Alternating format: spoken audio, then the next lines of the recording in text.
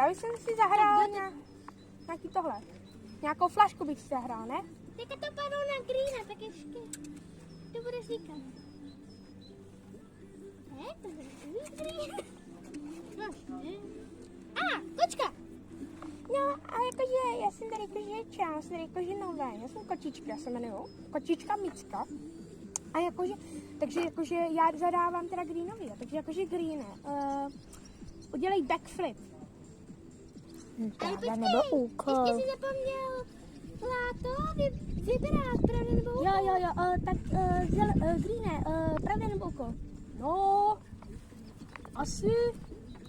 asi úkol. Dobrý, tak to je jasný, tak backflip udělej. Tak jo. Rozbil jsem si ruce. Tak jo, to točíme dál.